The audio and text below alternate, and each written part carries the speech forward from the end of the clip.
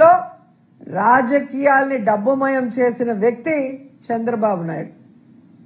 పక్క పార్టీలో గెలిచిన వాళ్ళని క్యాంపుల పేరుతో డబ్బు కొని తరలించిన వ్యక్తి చంద్రబాబు నాయుడు.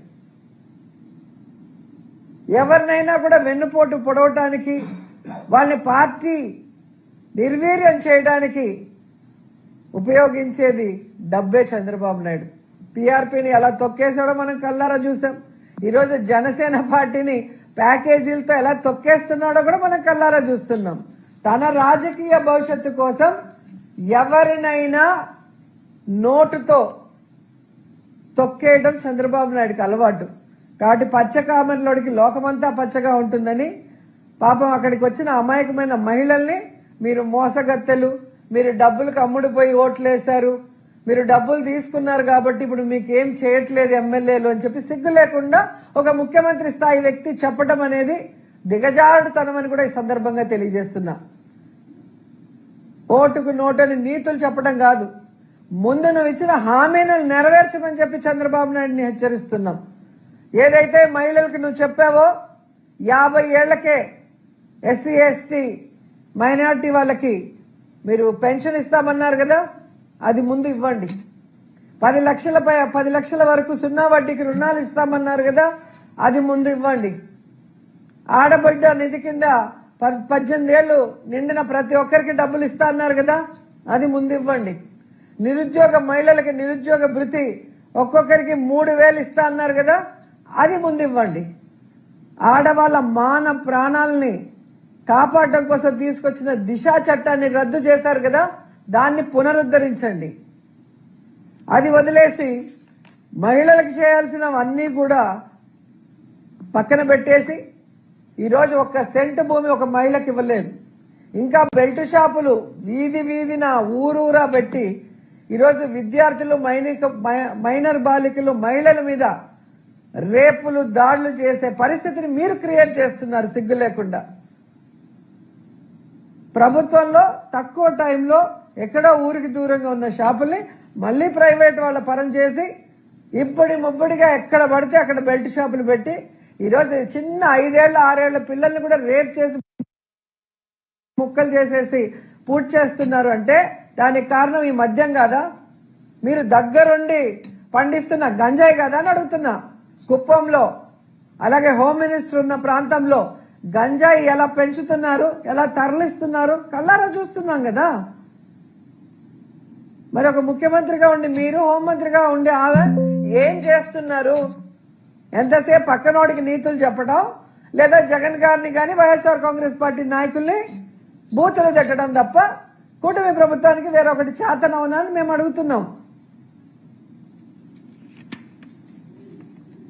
ఈరోజు మీరు అధికారంలోకి వచ్చిన తర్వాత మీరిచ్చిన ఈ సూపర్ 6, సూపర్ 7 పథకాల కింద మీరు ఇవ్వాల్సిన డబ్బులు 2,40,000 కోట్లు వెల్ఫేర్ ద్వారా. కానీ మీరు ఇచ్చిందంతా 31,000 కోట్లు, అంటే 13% మాత్రమే అలా విధులిచ్చేశారు. కానీ మీరు మాత్రం ఏ విధంగా ఇసుకలో, మట్టిలో, గ్రావెల్లో, మద్యంలో అమరావతి పేరు చెప్పి రాజధాని పేరు మీద అమరావతిని, అలాగే పోలవరం, అలాగే విద్యుత్ ప్రాజెక్టులు, కాంట్రాక్టులు, ఇలా అన్నిట్లో కూడా దాచుకోవడం. ప్రజల డబ్బుతో ఫ్లైట్లు వేసుకొని ఫారిన్కి వెళ్తారు, కానీ ఎక్కడికి వెళ్తారో ఎవరికి తెలియకుండా సైలెంట్గా వెళ్తారు.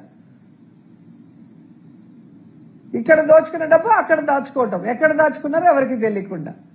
సో దోచుకోవడానికి, దాచుకోవడానికే ఈవీఎంలను మేనేజ్ చేసుకుని ఈరోజు ఈవీఎం సీఎంగా వచ్చి మహిళలకు మీరు నీతులు చెప్తారా? ఈరోజు మహిళలు ఇంటికి మహారాణులు.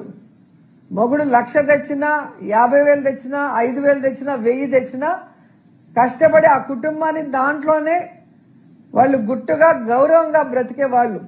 తమ పిల్లలకు చదువు గాని, తమ అత్తమామలకి సేవ గాని, తమ భర్తకి అండగా నిలబడి పనిచేసే వాళ్ళు మహిళలు. మహిళల్ని చేతులెత్తి నమస్కరించాల్సింది పోయి డబ్బు కోసం దేనికైనా వెంపర్లాడే వాళ్ళలాగా నువ్వు చిత్రీకరించావు చూడు. మహిళల చేతిలో చావు దెబ్బ తింటారు తెలుగుదేశం పార్టీ వాళ్ళు. గతంలో కూడా ఇలాగే మాట్లాడారు.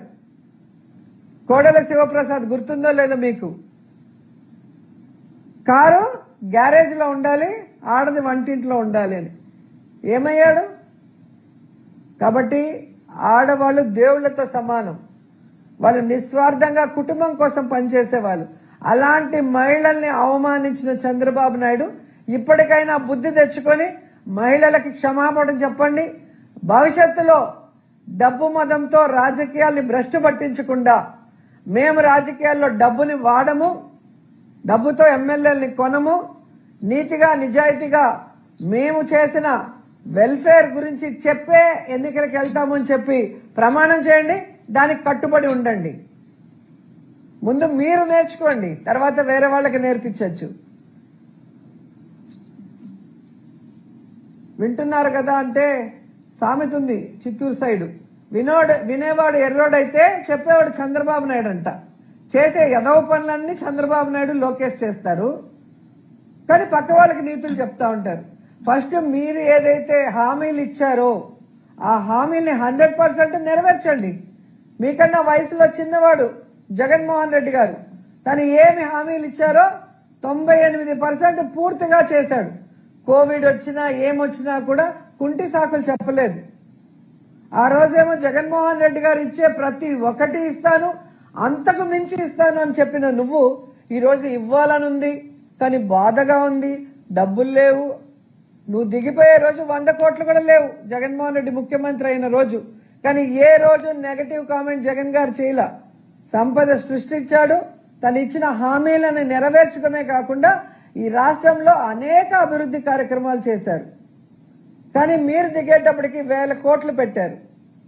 కానీ మీరు సిగ్గు లేకుండా బీదేడుపులు ఏడుస్తూ సంపద సృష్టిస్తానని అప్పులు సృష్టిస్తూ ఆ అప్పుల్ని కూడా ప్రజల వెల్ఫేర్ గాని డెవలప్మెంట్ కి వాడకుండా కేవలం మీరు దోచుకోవడానికి మీ కాంట్రాక్ట్లకు పనులు చేయకుండానే పంచి పెడుతున్న విషయం కూడా ఈ రాష్ట్ర ప్రజలందరూ కూడా చూస్తున్నారు.